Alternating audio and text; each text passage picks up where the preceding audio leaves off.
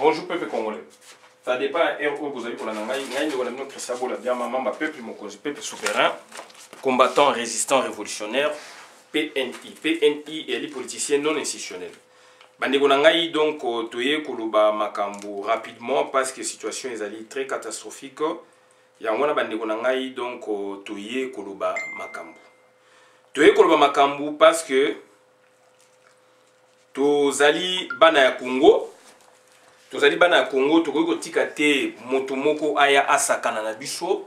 Tokoki kotika te moto moko aye asali deal na ye, asali cop na ye pona aya kosakana na yo na ye kuna. Yangwana bandeko na ngai donc tozali vraiment très en colère. Yangwana donc bandeko avant to banda to kota na mozindo s'il vous plaît, tokotiela bino moyembo monene ya la Zaïroise pona to se comprendre. Tout ça, on a plaisir, mais tout ça par rapport à la donnée historique. Tout ça par rapport à la donnée historique, par rapport à la situation où ils allaient là, pour na toye ba place ni to zalaki, place ni to komi lelo yo.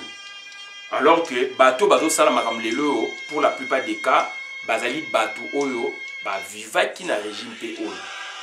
Le botal ba comportement na bango lelo o bazali ko afficher.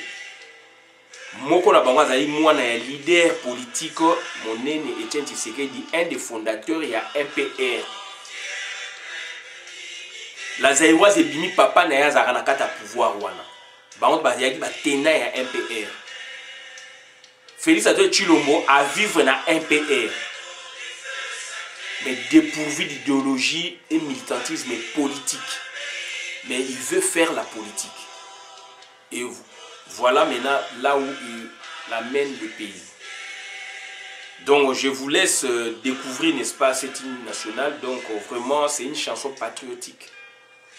Qui quand vous l'entendez, n'est-ce pas, vous l'écoutez, ça vous donne envie, n'est-ce pas, de vous affermir. Ça vous donne envie, n'est-ce pas, de vous unir autour d'un idéal. L'idéal, n'est-ce pas, de restaurer la paix. L'idéal, n'est-ce pas, donc, de sauvegarder l'intégrité territoriale de notre pays. L'idéal, n'est-ce pas, de protéger l'unité nationale. Et aujourd'hui, l'enfant de ces leaders est en train de détruire tout, de tuer le pays. Les alliés malheureux. Les alliés malheureux. Voilà.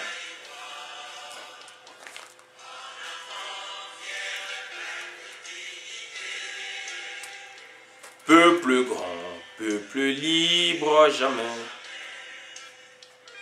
Tricolore, de feu sacré. Où a-t-il notre pays toujours plus beau? Autour d'un fleuve majesté. Autour d'un fleuve majesté.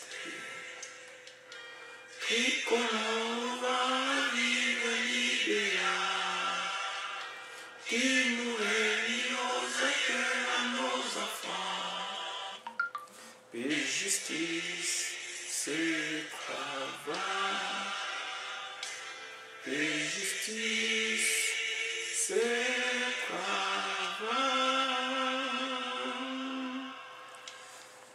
Merci Mingi. Donc, ezali douleur, mais donc, tozali bato oyo sengeli, tozala confronté na ba problème, baye baka mutu tanga a franchir obstacle, et cet obstacle, toko franchir yango.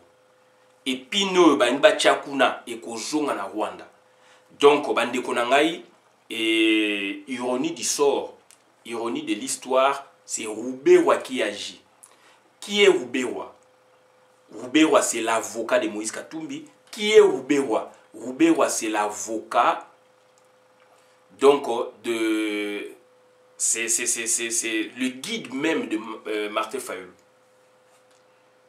Roubewa, il est avocat, donc c'est-à-dire de...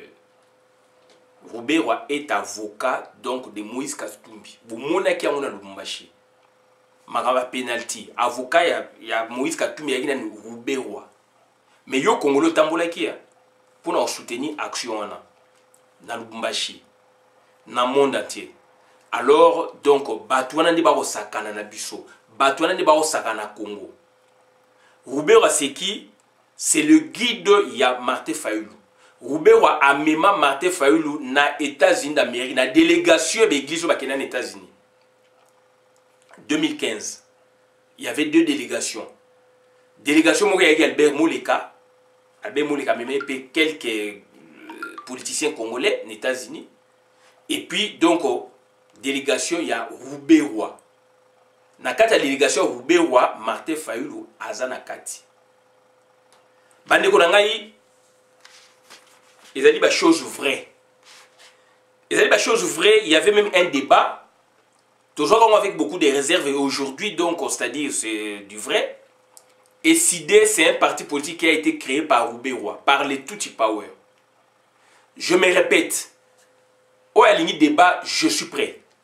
Et SIDE, c'est un parti politique qui a été créé par le Tutsi Power.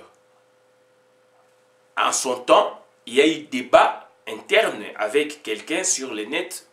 Il m'a fait savoir que monsieur, aujourd'hui supporter Martin Fayulu, mais parti na yewana et SIDE ezali création à Tutsi Power. Oui, ça peut l'être, mais du moins on doit voir le travail de Martin Fayulu. J'en suis conscient. Donc il y a un sur Nathalie Naromonango, donc il y a un Congolais qui tenait, n'est-ce pas, à me dire, à me convaincre que faites attention, monsieur. Martin Fayulu que vous soutenez, Azali donc produit à Rouberois. Le parti politique Azali parti et SIDE Ezayité. Et SIDE ça va parti, donc ça dit il y a bon nombre de partis politiques au Rwandais va créer. Donc faire attention. Donc ça dit ça c'est la genèse. Il y a un parti politique Bimi à 4e génération. Puisqu'il y a des partis politiques à première génération, ils allaient à Bako, mouvement national congolais à Lumumba, donc au Kabona, na Kalonji di Tunga, wale komi donc Lumumba, mouvement national congolais Kalonji, mouvement national congolais donc di Tunga. Alors mouvement national congolais il y a Lumumba et qui donc national, donc un mouvement nationaliste. Mais par contre, il y a dit Tunga, il y a beaucoup de centré, surtout dans la salle, quoi. C'est sûr, il y a centré pour le sud Kasaï. Mais bazar ensemble, là, papa Tshisekedi. Bah, il y a toujours tout ensemble, et pas le mouvement national congolais et pas le Lumumba. Bah, c'est éclaté, bango, bah, kei, bah, ça, les locaux, papa Tshisekedi, à l'anda qui calme, je dis Tunga. Donc, ça dit, on est bah, première génération, il y a Bolikango, Inimo, donc, Union des Mongo, il y a Boboliko, PC Zalaki, parti politique à Bolikan Zalaki, donc Olivier Kamita Zalaki, donc parti politique est la première génération. Deuxième génération, parti politique est un MPR, voilà, MPR. On peut mettre UDPS, on peut mettre Palou, puisque deux partis qui dans la clandestinité. Donc, parti politique, il y a troisième génération, officiellement, il y a UDPS, Palou et les autres à partir de la démocratisation. Donc le MPR reste le parti politique, il y a deuxième génération seul. Comme peut-être parti qui donc au na période de clandestinité, période de parti État. Mais officiellement, il y en avait deux, Palou na UDPS. Donc UDPS officiellement, parti politique, donc il y a troisième génération. Bon, Gizenga, Palou ça en 65. Mais pour nous, on a œuvre bouillée, donc il y a une période il y a parti État, mais officiellement donc il y a parti politique, il y a troisième génération. Le Palou, l'UDPS, aujourd'hui donc parti Makiwana, Condor, Papa Kabaïdi, Fonu sur Lengankoy, etc. etc. Troisième génération. Quatrième génération, il y a parti politique où il y a AFDEL et sa bande, sa suite. Donc, parti au besoin que il y a Boé, il y a Franky Diongo, il y a J.C. Mvemba, il y a Boé. Donc, ensemble, on a tout. Et il y a parti donc politique, il y a quatrième génération, il y a parti politique, il y a occupation. Et si dès tu es qui en côté, s'il vous plaît, avant 90. Tu es qui en côté, non, pardon, avant arriver à AFDEL. Nous avons parlé quand décidé mais n'a pas parti mais nous avons accent décidé parce que Martin Fayulu c'est un grand leader. Il devait aujourd'hui, s'il était grand leader vraiment congolais, il devait réagir, il devait nous donner une orientation claire. Martin Fayoulou. Alors que c'est le produit ou le sous-produit à Tutti Power. C'est le produit, donc, il y a Azeres Roubewa, à Memaka Bango, na ba discussion, dans la bango na période, il y a ton période, dans la bango, donc, na département d'État, 2015. Ndeko, on va discuter au Ebiangote. On va discuter, puisque vous êtes fanatique. Mais dans le solo. Et si j'aime bien Martin Fayoulou. Mais maintenant, c'est là où donc leadership est bimaka. Leadership est bimaka au outil voyage non. Leadership est bimaka quand il y a un problème. Vous devez résoudre ça.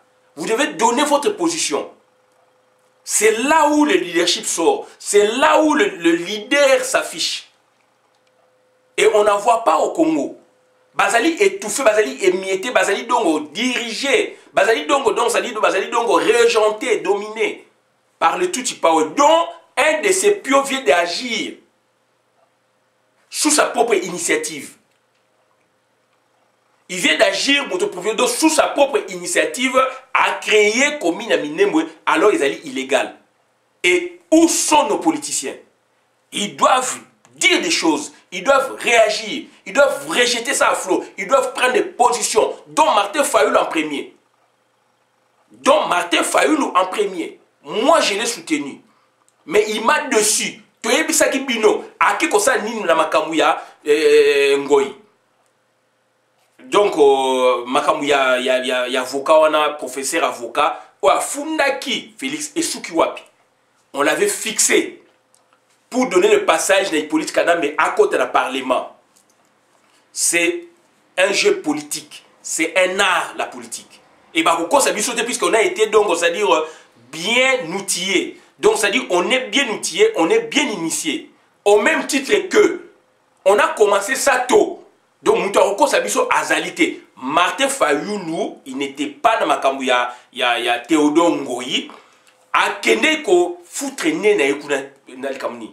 Basi ba fundi mutu. Yo que nous sommes ça, il y a Kende ko rendre dans le public. Donc, ça dit qu'on met un peuple vers le problème judiciaire. Alors que le vrai problème est ailleurs, bah, tout il va marcher à Bongo, c'était pour donner passage na Hippolyte Kadambe à côté du Parlement. Toye Bisaki Bino depuis le 8 juin 2020, Toye Bino qui est à côté du Parlement, nous avons des infos. Bazo préparé, nous avons des infos. Tu check la place publique. Tu check on a une de Koyeba. Pour Bissopé, à notre époque, bah, Tchela Bissopé m'a campagne, Toyeba, tous allez informer. Surtout la jeunesse. Lobi biso to kozalate. Le papa Tshisekedi bazate, papa Lumumba bazate, papa Kasaou bazalité. Biso toujours relève. Toujours relève mais bateau bazali kuna ba bouclier puisque donc bazali ba corrompu.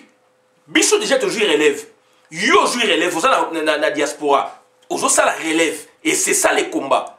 On n'a pas perdu.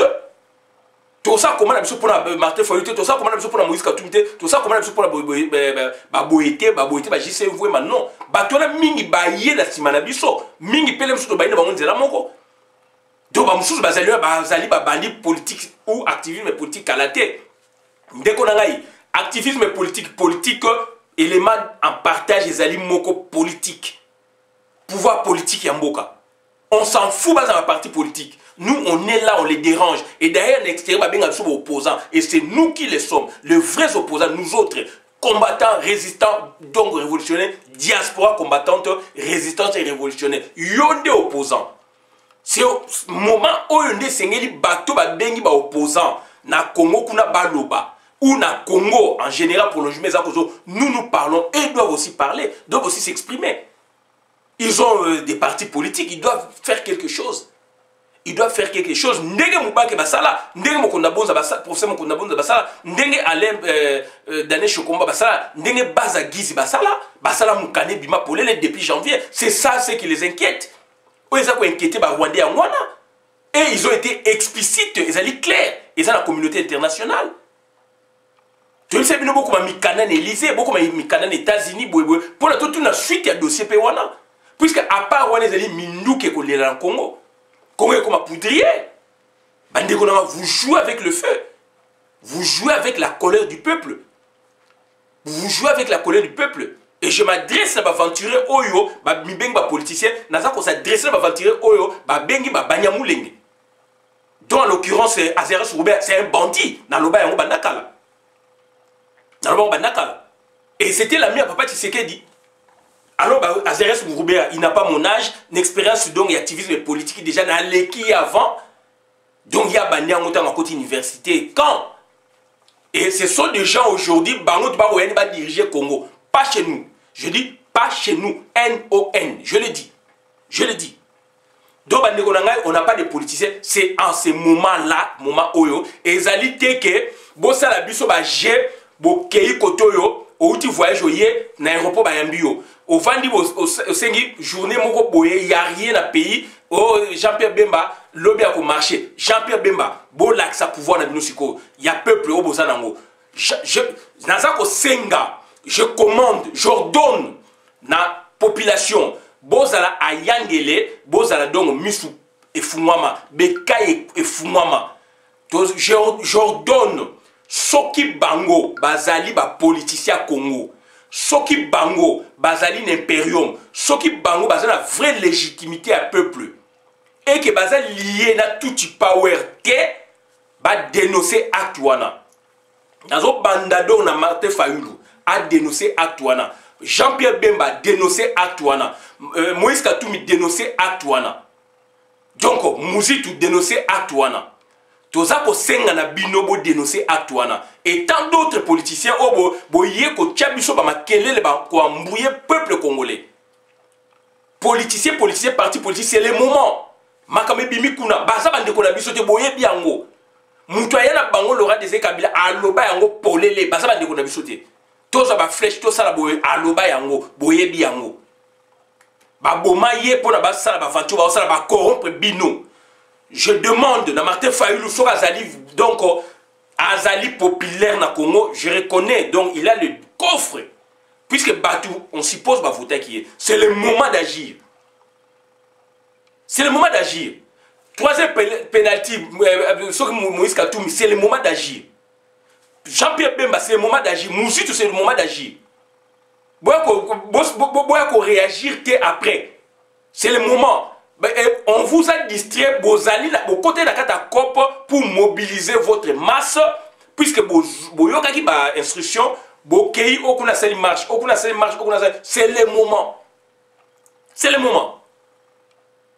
Dans l'entretemps, donc, Moïse Katoumi, son avocat a titré, c'est son maître, donc, c'est-à-dire Rouberois.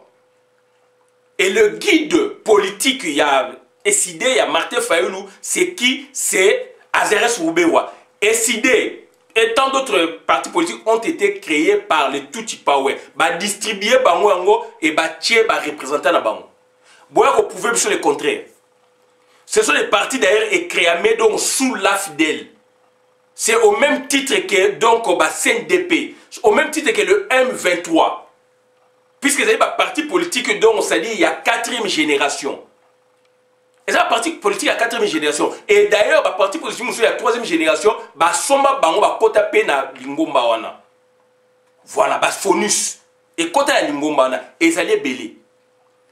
Donc na lingi bo prouver le contraire. Yangona bandeko na ngai nazali ko senga na bino. Bolingo boboto to na kat na bino. Donc tozali ensemble muto kosa mutu akozala te. Tozako senga na bino bozala éveillé, réveillé, puisqu'il ne dépend que de nous pour que ça change.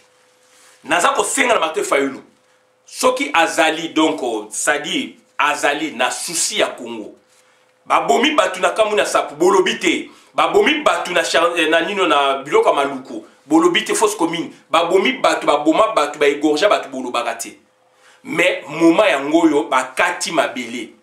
Bien que ça illégal, mais bakati mabele. Il faut toyo kabino. Il faut toyo kabino. Ngai nazali ko yebisa bino un mois ezali mingi donc là donc makame ça il faut loba. Boko loba te puisque ba chabino viande na munoko. Donc ça dit boti koko sabato. Nous vous donnons une semaine pour déclarer.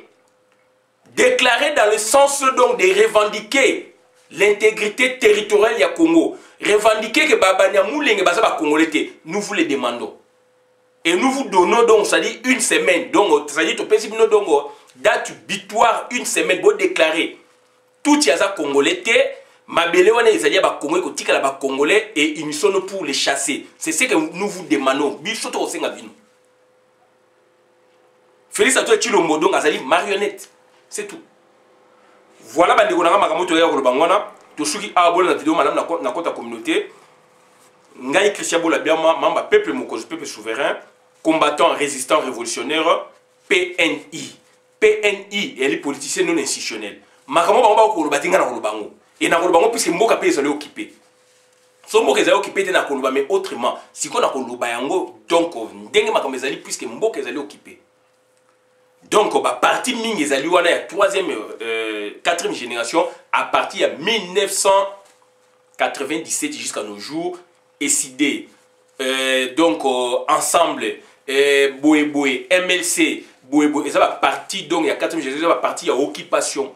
Donc c'est un parti politique, MLC, je dis, il y a Japé Bemba, occupation, SID, occupation, et ensemble, occupation, etc. C'est des allées belés. Il y a JC Mwema, occupation, il y a Franck Diong, occupation. Les vrais partis, oye Zalaki, ils allaient parti, UDPS, Palou, émietté yango. Et du moins, na centre wana, il y a 4e génération, parti à Boujo Bezali, il y a quelques, il y a une crème, et bani ko c'est donc il y a une donc il y a donc ba parti ndambu il y a ba congolais bani ko émerger et to ko mona ngo calamité na ma mikolo mizali ko ya donc bande ko ngai yope ozali na association lobe ko ma parti politique bino ndi mtu osama kan biso ndi osama do batu wana ba e ko like sa bino ba ponga ba bébé et pas biso